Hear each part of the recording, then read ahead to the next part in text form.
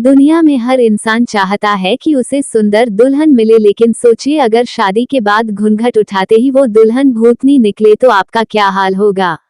आपका तो पता नहीं, लेकिन भारत के बिहार राज्य के दरभंगा जिले में एक नेहरा नाम का गांव है जहां ऐसा ही कुछ हुआ है। आइए आपको पूरे किस्से पर लेकर चलते हैं।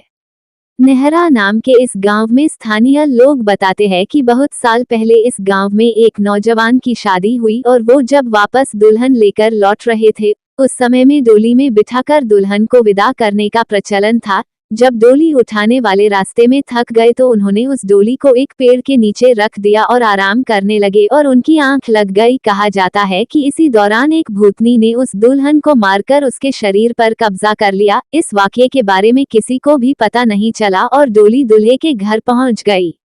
रात को जब दूल्हा सुहागरात में अपने कमरे में गया और जैसे ही दुल्हन का चेहरा देखने के लिए घूंघट उठाने लगा तो अचानक उसे जोरदार प्यास लगी और पानी पीने की इच्छा जताई। तो उस दुल्हन ने वहां बैठे बैठे अपने हाथ लंबे कर कुएं से पानी का लोटा भर लाई। इतना देखते ही दूल्हे के होश उड़ गए और वो जमीन पर गिरकर बेहोश हो गया। और जब उसे होश आया तो उसके सामने उसकी दुल्हन एक भूतनी दुल्हन के रूप में बैठी थी और उसने दूल्हे से कहा कि तुम मेरा राज जान चुके हो, इसलिए तुम्हारे पास मैं नहीं रह सकती और ऐसा किया तो तुम्हारी जान जा सकती है।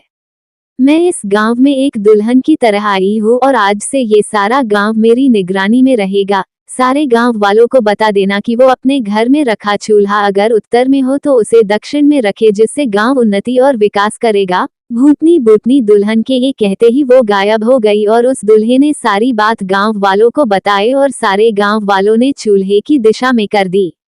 शास्त्रों में बताया जाता है कि चूल्हे को दक्षिण में रखना अशुभ माना जाता है, क्योंकि भूतों और यम की दिशा दक्षिण दिशा होती है। सामान्य चूल्हे को कहीं भी इस दिशा में नहीं रखते, लेकिन इस गांव के लोग कहीं भी चले जाए लेकिन अपने घर के चूल्हे की दिशा दक्षिण में ही रखते हैं। यदि ये कहानी आपको पसंद आई हो तो अपने दोस्तों और अन्य लोगों के साथ शेयर जरूर करिएगा।